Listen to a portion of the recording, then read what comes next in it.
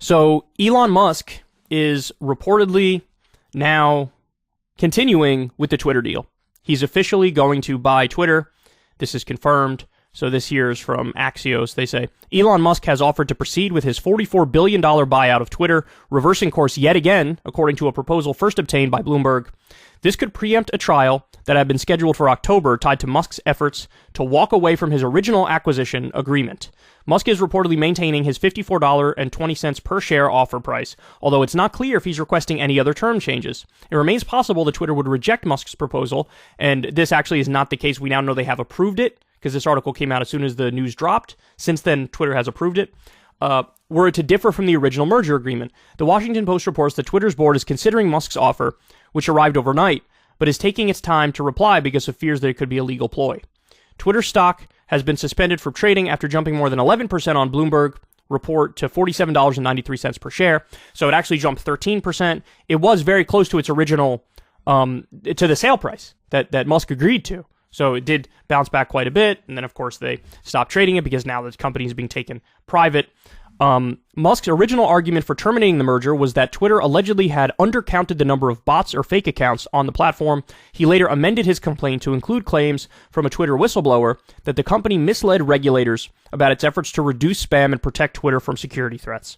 One reading of Musk's about-face is that he's lost confidence in his legal case, having already experienced a series of procedural losses in Delaware's Chancery Court. Sources close to Musk recently told Axios that he knew there was a good chance he'd lose at trial and that at some point he'd pivot to trying to prove wrong those who believe he overpaid.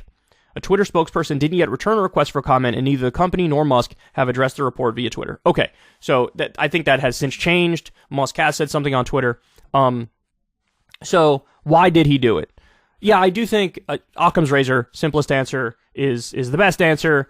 I think that he did feel like, I'm definitely going to lose this case. Not only that, also he kept losing in discovery. That was a sign he would lose more generally in the case.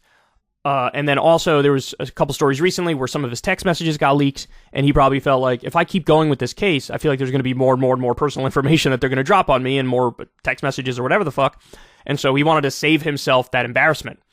Now, ultimately, I don't think he ended up really wanting it. I don't think he really wanted Twitter anymore. He was clearly trying to get out of this deal. Is that directly tied to the bot issue? I don't think so. I really don't. I think it's more because he understands it's a massive headache, it's a lot of responsibility, and he overpaid, and it's a genuine risk. So that's what I think is going on here. Now, he said on Twitter, and this freaked me out just a little bit, he said, like, acquiring Twitter is like the first step to creating the everything platform, which he calls X.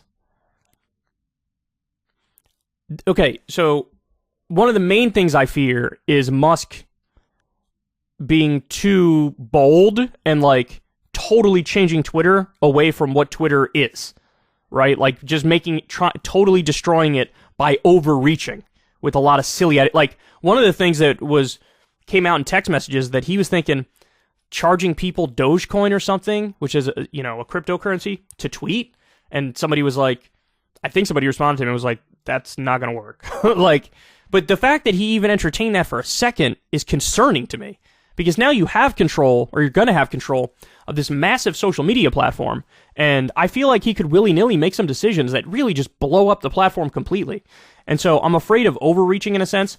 I'm not afraid of, what maybe others on the left are afraid of, like, oh my God, he's gonna go nuts and allow unfettered free speech on the platform. It's like, would that really be the worst thing in the world? No, it's just going back to what Twitter basically used to be. Now, but by the way, my guess is he might try to do that, and then he's going to realize that, maybe we actually need to do some like light moderation because some of this stuff does genuinely go too far. And then eventually it'll probably be like almost right back to where it was before, where, there's still a decent amount of censorship deplatforming. In fact, we covered the story where he sort of came out in favor of shadow banning. This is a guy who previously, I'm sure, is against shadow banning, and then all of a sudden he's like, yeah, well, maybe we limit the spread of certain things if they're genuine misinformation, etc. So he's already sort of toying with the idea. And his personal history, of course, as much as he talks a good game about free speech, his personal history is he's sort of ruthless in terms of cracking down on speech, particularly of his employees. We've covered the stories on that, right? So, the thing I'm most concerned about is him just totally changing Twitter, making it unrecognizable, and then, would I even want to be on Twitter? Would anybody who's there now want to be on Twitter? If it loses its original flair, would you want to be there? That's the biggest thing I'm afraid of. And I don't know, man. I guess we'll find out. I'll try to judge the individual policies that are rolled out as they come in, as we learn about them. But I really think the simplest answer is the correct answer here. He thought he was going to lose the case, so he didn't want to waste another however much money it's going to cost to go through the trial. He's like, all right, fuck it. I'll take it over now. And so we'll see, but this is certainly a big deal. Ever since Adpocalypse, when YouTube defunded all independent news and politics overnight, we haven't trusted them. We know they can pull the rug out from underneath us at any time. If you enjoy this content, please consider tipping $1 or $2 per month on the Secular Talk Patreon. Link in the video description box below. Thanks for your support.